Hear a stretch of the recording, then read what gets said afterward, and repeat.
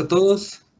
Estamos aquí reunidos para tener el primer seminario de la Comunidad Mexicana de Aceleradores de Partículas y con nosotros se encuentra el doctor Bruce G. Rendón, que es parte del Japan Proton Accelerator Research Complex, J-PARC, y está por darnos la plática Accelerator Driving Systems.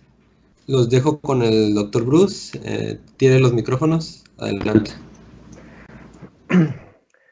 Buenos días. Antes que nada, quisiera agradecer a la comunidad por la oportunidad de dar esta plática.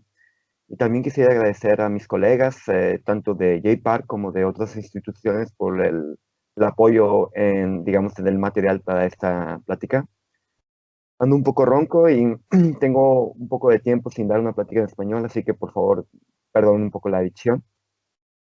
Entonces, me gustaría comenzar primero con el contenido de la plática y comenzaré con una motivación. ¿Por qué es importante o trabajar en Accelerator Driving System?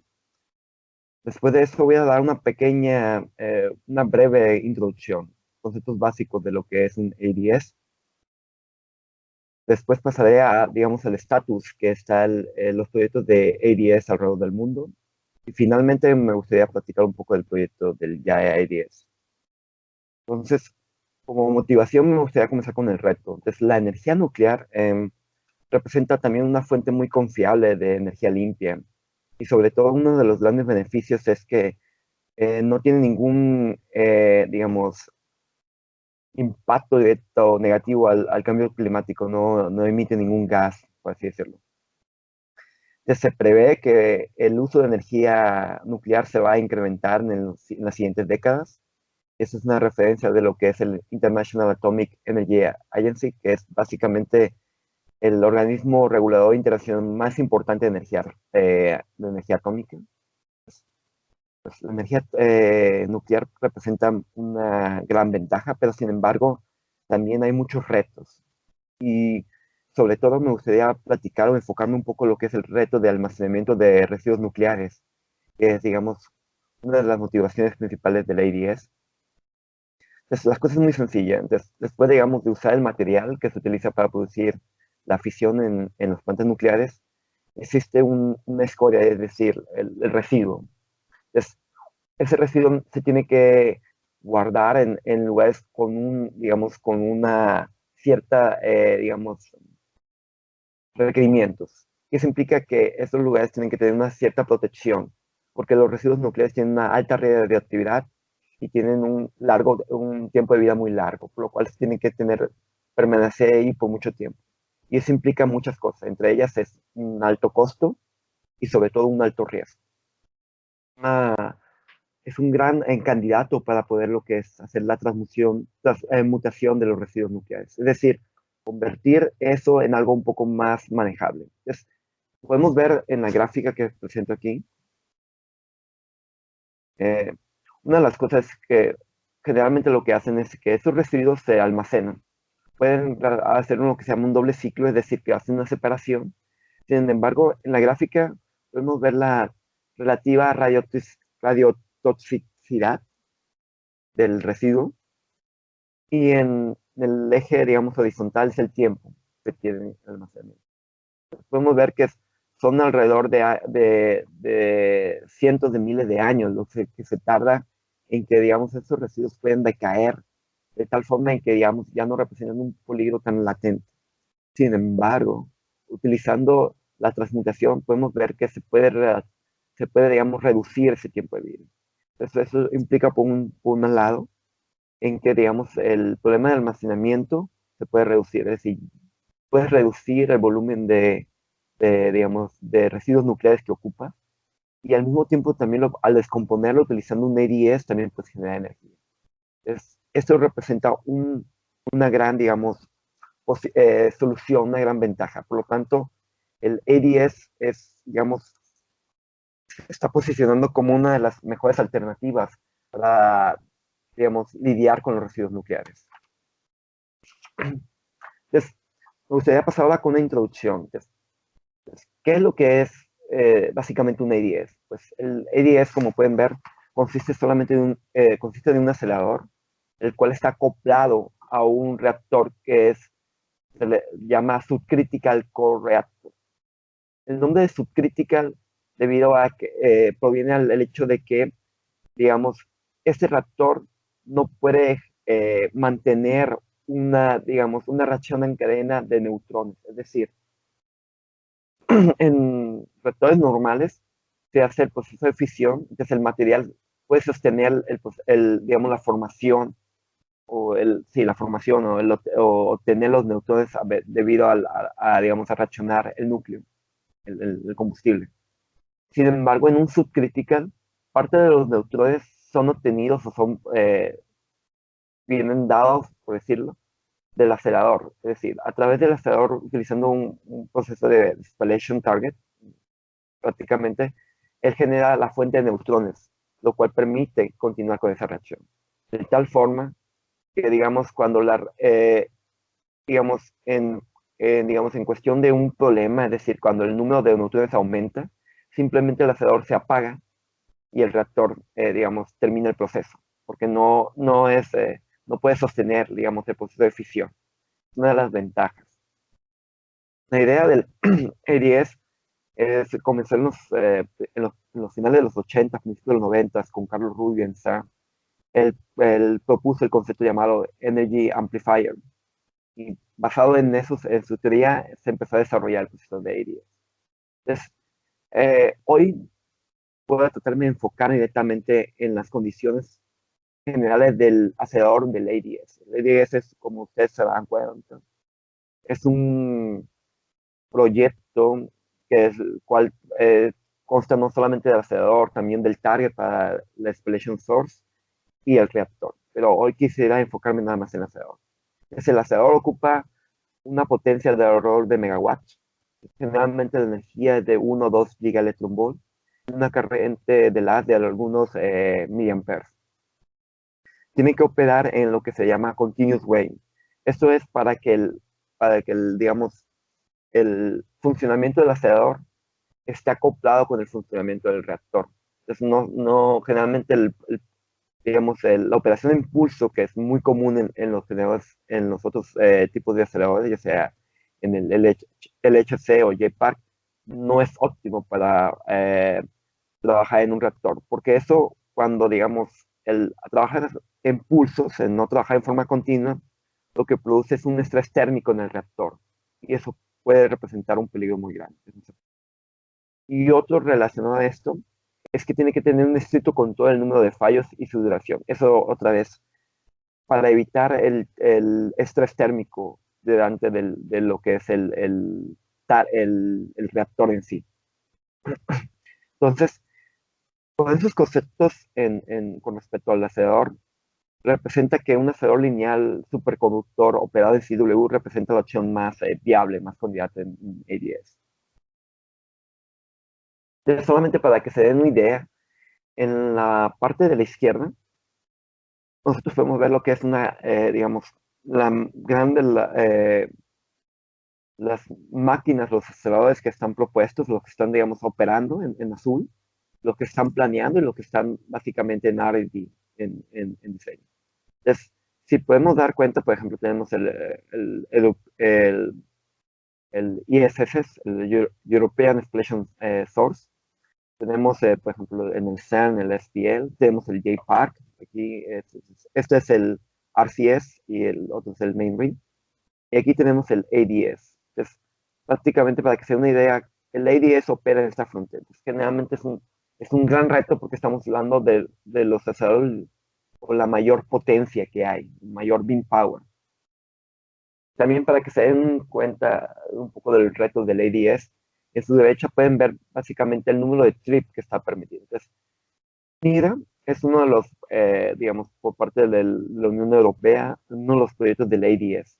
Entonces, podemos comparar el proyecto MIRA con otros proyectos que están en operación. Por ejemplo, el Exploration Network Zone en Estados Unidos y ya el JPark. Entonces, podemos ver en la gráfica a la derecha es el número de trips, el número de fallos que se pueden ver y la duración. Entonces, eso es, digamos, en gris perdón, en verde y En rojo podemos ver, digamos, los típicos valores que se tienen en máquinas que están operando realmente ahora.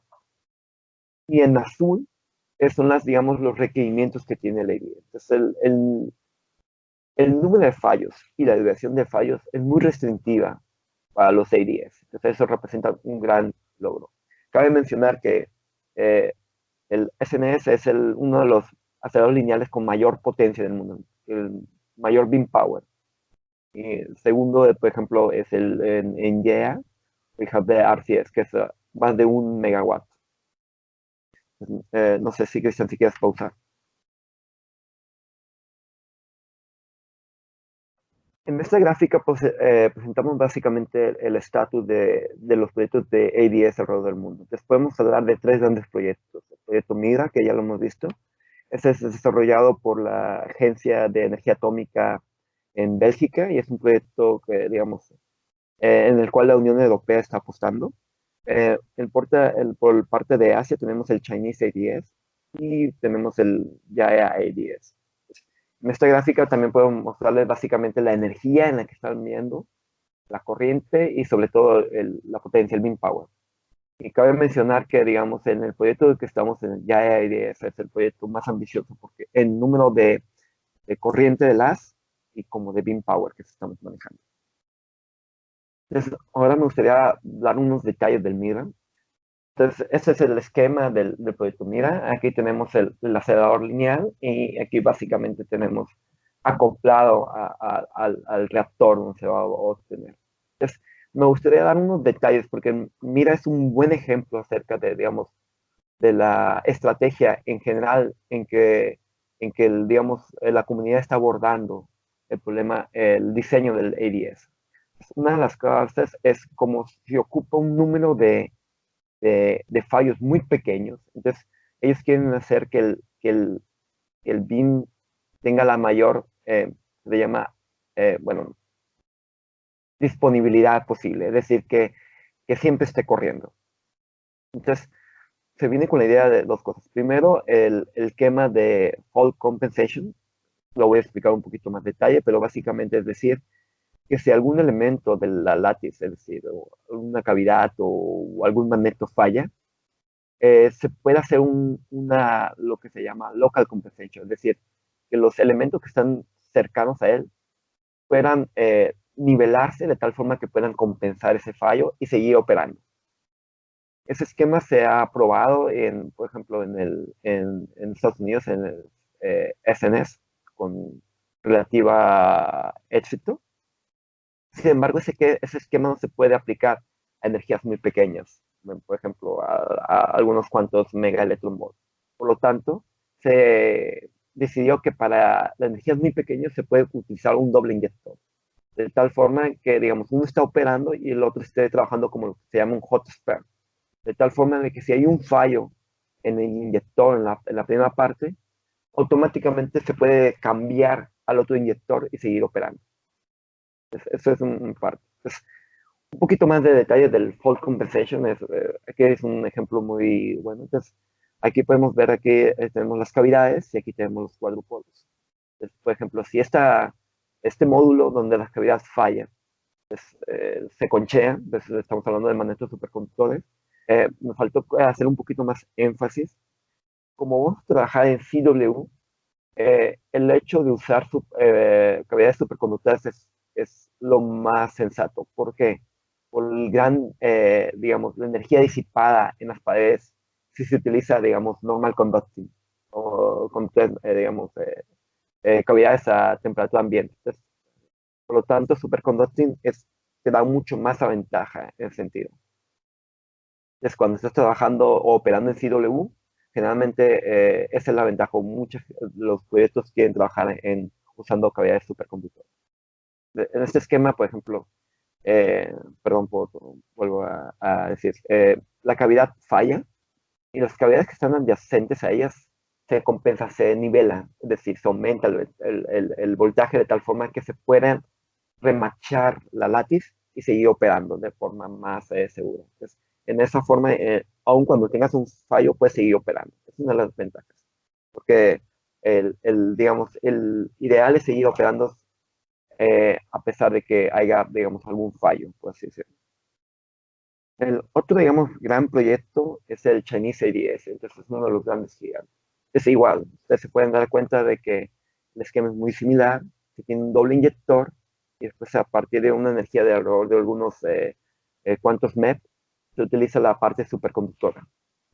Entonces, estos proyectos tienen diferentes fases, al igual que en un proyecto Mira, donde se empieza a hacer digamos, haciendo los testing de ver la posibilidad de que operen correctamente, y después empiezan a hacer como lo que escala, digamos, de prueba, y finalmente lo que es la escala industrial, que sería algo sumamente, digamos, con mayor energía, en ese sentido. Entonces, finalmente quisiera hablar un poco del proyecto en el que estoy trabajando, el YAE10. Para los que no están muy familiarizados, yo trabajo en la agencia japonesa de energía atómica, el IAEA. Entonces, el IAEA es famoso, por ejemplo, por estar, ya que junto con KK operan el complejo de aceleradores de protones japoneses, el J-Park. Entonces, aquí es un mapa, una foto del J-Park. Aquí tenemos, esta es la parte del Océano Pacífico, no se alcanza a ver. Entonces el J-Park consta de tres grandes aceleradores. Tenemos un acelerador lineal que va que llega a una energía de algunos 400 MeV. Tenemos un RCS, que es un ciclotrón pequeño, donde se llega a energía de 3 gigaelectronvolt. Después tenemos el anillo principal, el main ring, donde se llega a energía no de 50 gigaelectronvolt, sino de 30 gigaelectronvolt. Ahí está. Solamente para curiosidad, esta es la oficina del INAC, aquí está el edificio Hendel, aquí es el edificio se llama el Co-Token, que la mejor traducción al español que puedo hacer es el edificio de Altos Hornos. Ahí es donde está mi oficina, donde estoy trabajando ahorita. Entonces, otra vez, la propuesta es, en Yaya estamos desarrollando un CW Superconducting Proton Linac que tendrá una energía final de 1.5 GeV y una corriente de 20 mA, con una potencia, un beam power de 30 megawatts. Hasta ahora es el Linac con mayor beam power que se pretende construir hasta ahora. Entonces, me gustaría hablar en los últimos minutos acerca del estatus del R&D que tenemos. Es básicamente el trabajo que he estado realizando. Entonces, me gustaría hablar un poco del diseño de cavidades superconductoras y el diseño de la óptica de las.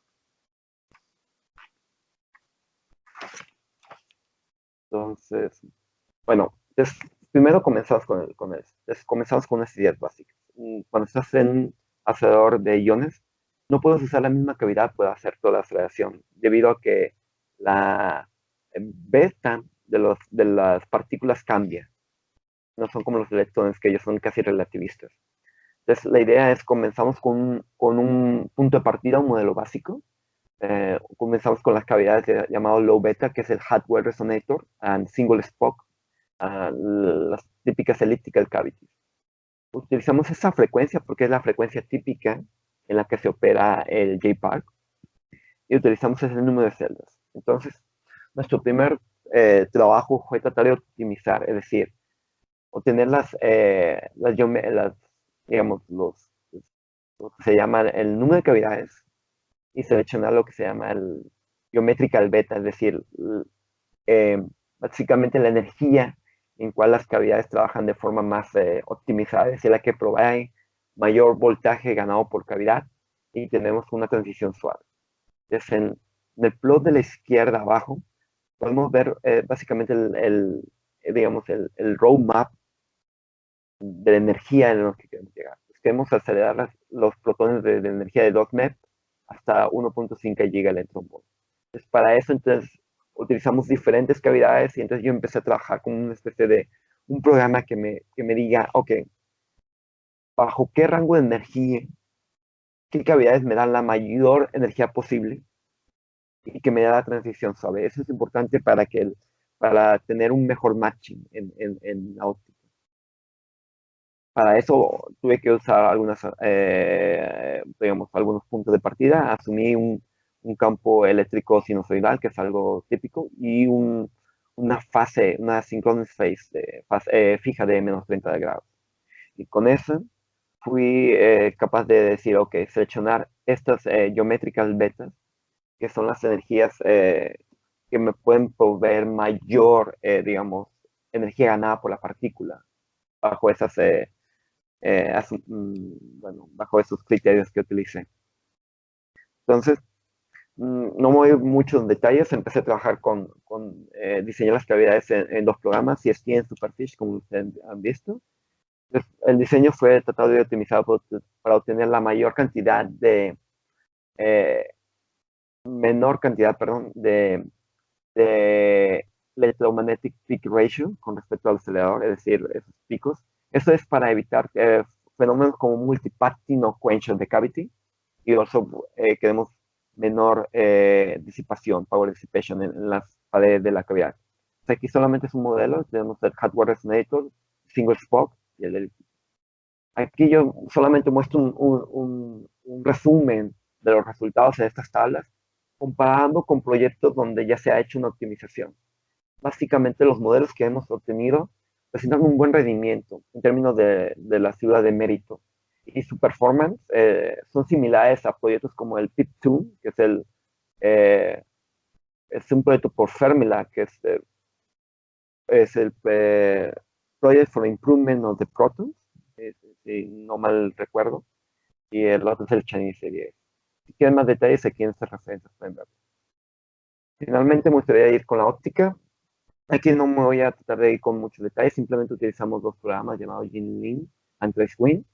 Y la idea es cuando estás tratando de diseñar cualquier LINAC de alta intensidad, es tratar de reducir el beam loss, las pérdidas. Entonces, tenemos que controlar el beam hello, que es la mayor fuente de partículas perdidas. Y a su vez tenemos que tener en cuenta la imitancia y el matching, que tanto el mismatch y el crecimiento de imitancia son los principales contribuidores de la formación de pinal. Hay una serie de reglas, que aquí las pongo, no voy a entrar en detalles, pero después podemos discutir, que digamos, que debemos de seguir para poder, digamos, controlar la imitancia en líneas de alta intensidad. Entonces, seguimos esa receta. Y aquí solamente muestro un sumario, un resumen, pero del esquema que utilizamos. Por ejemplo, como había mencionado al principio, utilizamos 5 tipos de cavidad. Y cada una de la sección fue diferente. Por ejemplo, en Hardware Resonator, SAS es un solenoide. Tenemos un drift space y después tenemos la cavidad. Digamos, en el Single Spoke One tenemos igual un solenoide, un drift space, tenemos una cavidad, drift space y cavidad. Y por ejemplo, en la sección de elliptical tenemos lo que se llama un doble cuádruple, es decir, un cuádrupolo que enfoca, drift, un cuádrupolo que desenfoca, drift, y un número de cavidades. Bajo ese criterio, nosotros tratamos de hacer dos ópticas, dos modelos, el modelo A y el modelo B, con diferentes phase load para poder obtener eso. Entonces, eso simplemente es igual, es un resumen los, digamos, de los parámetros más importantes, el número de cavidades, el número de magnetos, la longitud. Entonces, al final me gustaría presentar, por ejemplo, esta es una foto del envelope de RMS, básicamente el core de la partícula. Entonces aquí tenemos lo que es el tracking transversal en X y en Y. En X es el rojo y en Y es el azul. Y abajo tenemos la fase, como se ve. Entonces podemos ver que, por ejemplo, en esta parte que es el hardware resonator tenemos, obviamente, el émbolo no es regular y eso es porque tenemos un frequency jump, es decir, pasamos de operar cavidades de hardware resonator de 162 MHz a 324 y pasamos de tener una cierta periodicidad a otra. Entonces, eso es el producto del mismatch. Entonces podemos ver otras regiones, por ejemplo, aquí es cuando pasamos de dos tipos de cavidades de single spoke, X cuando pasamos de single spoke to electric. Podemos ver esos típicos, digamos, diferencias en el émbolo. Bueno, en las regiones. Finalmente, eso es otra cosa importante. Checamos de phase advance. Solamente lo dije, pero no lo mencioné en detalle. Pero perdón, solamente lo mostré, pero no lo mencioné en detalle. Importante es para poder operar protones o aceleradores lineales de alta intensidad, una de las reglas de oro, por así decirlo, es estar trabajando bajo un phase advance menor que 90 grados. Y esto es para evitar que se hagan acoplamientos entre los planos. Podemos ver que en el modelo A y el modelo B utilizamos dos diferentes, llamamos phase low advance. En una, por ejemplo, queremos que el longitudinal, el phase advance longitudinal sea mayor que el transversal, y en el otro es diferente.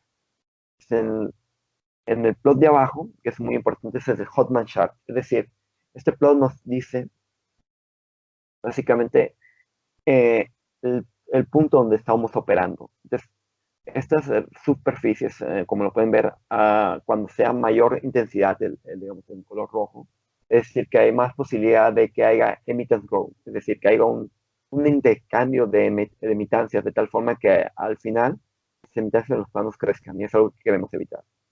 Entonces, lo que pueden ver, ustedes pueden ver una línea punteada aquí. Esta línea punteada lo que nos dice es la región de equipartición, es decir, una región donde hay equilibrio, donde no hay intercambio de emitancia, por lo tanto no hay formación, no hay una gran posibilidad de formación de beam halo. Es muy deseable y cuando estás operando y diseñando tu línea, esté lo más cercano a esta línea punteada para evitar lo que es la emittance growth. Podemos ver que los dos modelos trabajan más o menos operando cerca de eso. Otra importante parte, aquí podemos ver en el eje horizontal, es el fraction entre el phase advance, digamos, entre el longitudinal y transversal. Esto es con corriente. En el eje vertical tenemos el phase advance transversal con corriente y el llamado with zero current. ¿Qué decir zero current? Es cuando hay ausencia digamos, de space charge o de beam current, de los efectos del beam current. Entonces, cuando estos modelos, digamos, cuando el valor en horizontal es menor que 0.7, es decir, que tenemos un NAS en el que el space charge es dominante. Cuando es mayor, tenemos una región donde el emittance es dominante. Entonces, de preferencia, es algo problemático al principio porque el space charge en líneas de iones es muy importante al principio digamos, a bajas energías al principio. Entonces, es algo que tenemos que tomar en cuenta. Finalmente, muestro la evolución de las emitancias, esas normalizadas por un cinta de RMS. Entonces podemos ver que hay un cierto, digamos, un buen control, no tenemos un incremento. Y esto se debe a que en la slide anterior podemos ver que estamos trabajando cerca del punto de copartición, por lo tanto no esperaremos ver incrementos de la emitancia. Entonces, tenemos los modelos más o menos tenemos un buen control del incremento de la emitancia, que es algo que queremos. Entonces finalmente empezamos a hacer estudios de beam halo. Para eso utilizamos el modelo B, que representa los más, digamos, resultados más prometedores. Entonces utilizamos dos tipos de distribuciones, una uniforme y otra gaussiana. ¿Por qué? Al principio, a bajas energías, el perfil del haz es un poco más uniforme. Entonces una distribución de Waterback es una distribución mejor de un haz realista. Sin embargo, a altas energías, el perfil del haz es un poco más gaussiano. Hacer los estudios con esos dos tipos de perfiles, tenemos la posibilidad digamos, de acotar, es decir, calcular los valores máximos y mínimos de la emitancia, crecimiento de emitancia. Aquí solamente muestro uno que es la apertura de línea, que es para 3 sigma, son 3 sigma gaussianos. Esta es la apertura en X, el similar en Y, es básicamente la limitación. Y aquí tenemos la aceptancia en el plot de abajo, es el longitudinal. Entonces ahí solamente para que vean las diferentes secciones, hardware resonator, es single spoke y elíptica. Finalmente muestro solamente el crecimiento de la emitancia de los uniformes. Utilizamos diferentes partes del halo para poder considerar qué tanto crece. Entonces, básicamente podemos decir que el crecimiento de la emitancia para este modelo está acotado entre un 50% del crecimiento de la emitancia hasta casi el doble, por así decirlo. Que traducidos son valores, digamos, son valores un poco más conservadores que ocupan mejorar. Entonces aquí simplemente hago un resumen. Podemos operar en cerca de la región en equipartición y por lo tanto podemos pues, controlar un poco el crecimiento de la imitancia, pero como ustedes pueden ver, somos bien despechados, entonces eso tiene un impacto sumamente en el crecimiento de la imitancia al principio del línea. Entonces, algo que me gustaría decirles es hincapié, por ejemplo, aquí ustedes pueden ver que al principio del LINAC, a bajas energías tenemos la imitancia, el crecimiento de imitancia más grande. Más energía ya no está. Entonces, eso implica que el state charges está poniendo un rol principal. Tenemos un crecimiento del 50 al 130, que es conservativo, pero necesitamos mejorarlo. Entonces, es importante el estudio digamos, el control de la imitancia, porque para poder mitigar las pérdidas, tenemos que reducir el halo, y para poder reducir el halo, tenemos que controlar el crecimiento de la imitancia. En el trabajo futuro, lo que estamos haciendo ahorita es mejorar el matching entre las primeras secciones, Hardware and Spoke One, porque vemos que ahí, por ejemplo, la ganancia no es tanto, porque tenemos que reducirlo un poquito. El spread charge es más, influye más, por lo tanto tenemos que mejorar el matching. Y otro posible forma de hacerlo es haciendo una optimización de la configuración. Entonces, finalmente aquí hay unas referencias. Tenemos 3 referee papers que fueron aceptados en el último congreso, y pues gracias por su atención.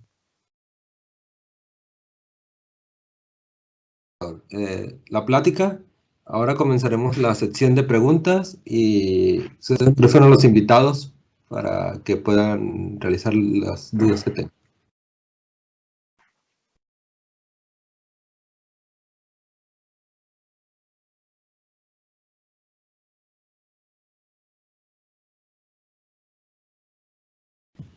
Bueno, sí, no hay ninguno que tenga una... Yo tengo una pregunta.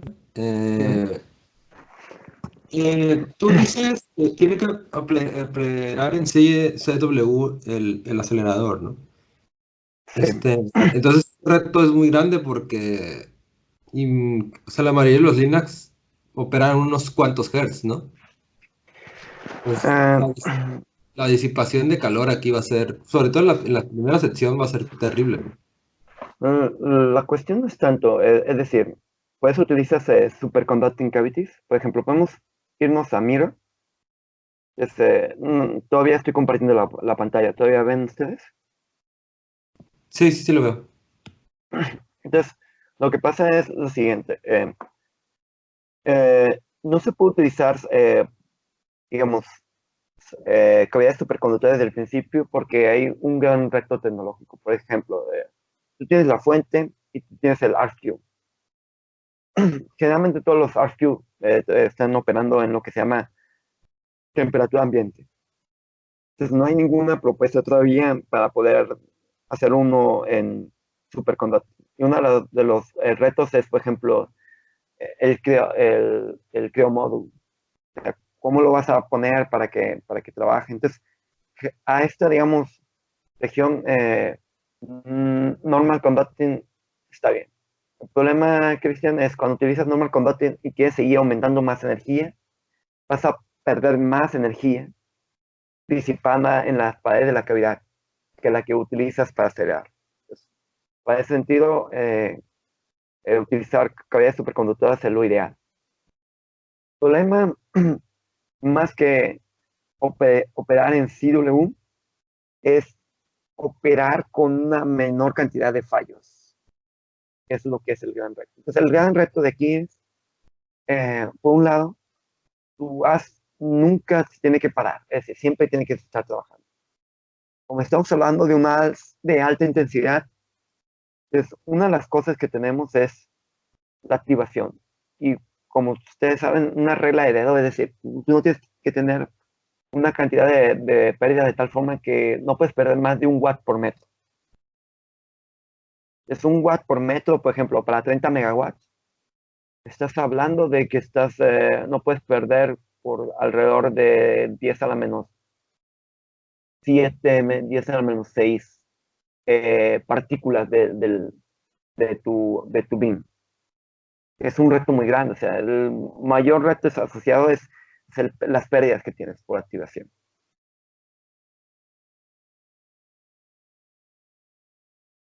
Ok, gracias. ¿Otra pregunta?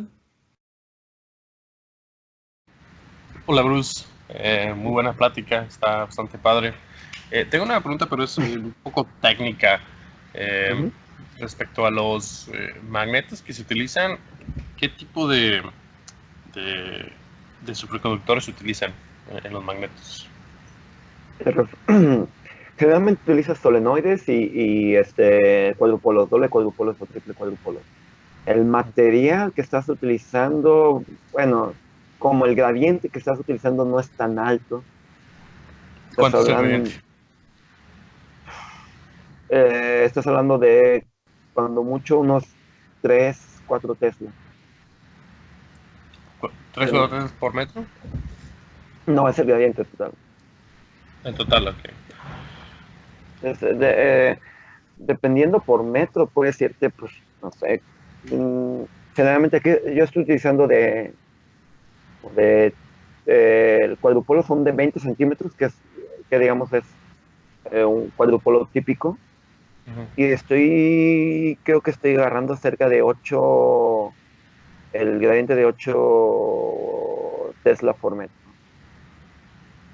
¿Utilizas entonces, me imagino que Navium Titanium como superconductor?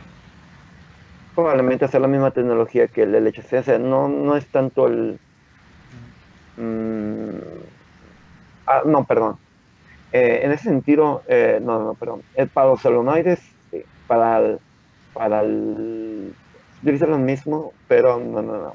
Perdón. Para la región de altas energías en eléctrica, tú vas a utilizar normal conducting, o sea, cuadrupolos normales. Para eso el gradiente máximo es menor de 2 Teslas. O sea, no llegas a la saturación. Para solenoides, perdón, los que están en lo que se llama low beta, ahí utilizas superconductores y ahí sí gas un poco más, como 3 4 y más o menos ahí. El valor que te di, perdón, es para los solenoides, o sea, en la primera región. El cuadrupolo, no recuerdo realmente, pero el campo es menor de 2 telas para evitar la saturación, porque estamos hablando de normal conductor. Y ahí ustedes hacen toda la chamba de desarrollo y R&D de los magnetos o contratan a empresas extranjeras para esa parte. Ahorita generalmente compañías como Mitsubishi o Toshiba son los encargados de, tú básicamente le envías las especificaciones.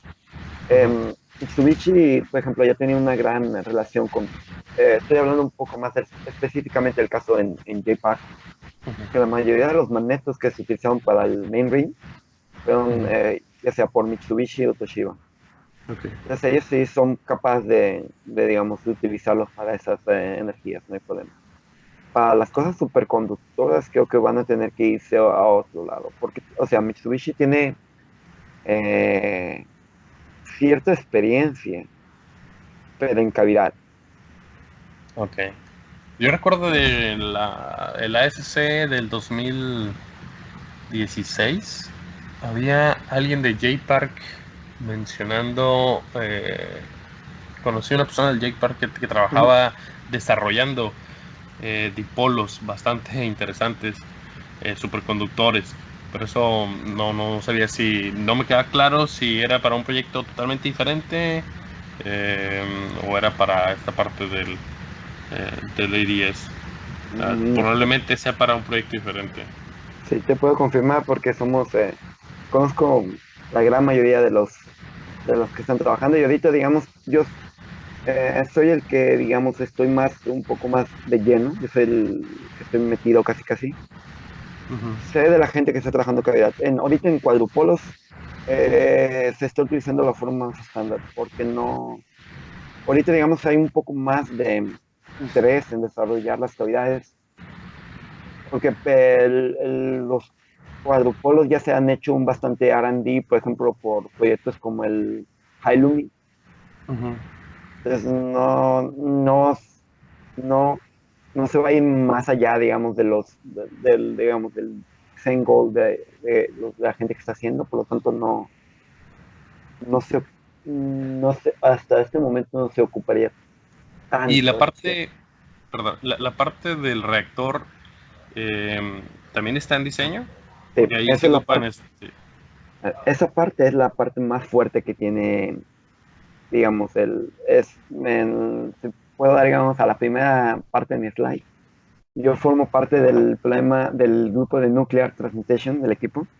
Entonces, para darte números, 95% digamos, del equipo está trabajando en el core, en el reactor, y el 5% está trabajando en el server. Entonces, sí hay un gran interés porque por razones históricas. O sea, GEA es, digamos, el R&D en reactores digamos, es lo fuerte. Por lo tanto, se están trabajando. Y sí, ellos porque sí tienen un... ¿qué tipo de reactores? ¿Es como tipo tokamak? mm, el reactor en sí, por ejemplo, tiene bueno, puedes ver la imagen, ¿no?, que tengo ahí. Sí, ajá, sí, Está sí. rodeado, por ejemplo, de lo que se llama un líquido se llama plomo y bismuto. Y eso es lo que se utiliza para evitar, digamos, que se caliente, para distribuir. Se utiliza el líquido para que para que no haga una deformación. Y dentro, por ejemplo, vas a tener el residuo nuclear y generalmente creo que, no estoy seguro si se llama molteno, pero es un material lo cual lo hace que forma como una especie como de píldoras. O sea, básicamente iba a decir cajetes, pero no mucha gente está familiarizada con eso. O sea, es un montículo, o sea, ahí compactan y aquí ponen el núcleo, lo que se va a hacer, lo que quieres transmutar, y alrededor se pone el líquido. Y el líquido, la mayor, digamos, responsabilidad de trabajo es evitar, digamos, que se caliente. O sea, es como más para distribuir la energía térmica que se tiene cuando estás disparando los neutrones. Y es absorbe, es básicamente. Pero eh, por lo que yo recuerdo, digamos, el principio es el mismo que ejemplo que se quiere hacer tanto en Mira como en ADS, que es simplemente poner digamos, el target liquid, le llaman. Ok. Ok, sí, es diferente entonces a lo que tenía en mente. Yo estaba pensando en otra cosa. Ok, bien. Gracias, Bruce. ¿Verdad? ¿Más preguntas? Eh, si no es así, pues gracias al doctor Bruce por su plática. Y bueno, gracias, doctor Bruce. Pues gracias a ustedes por la atención.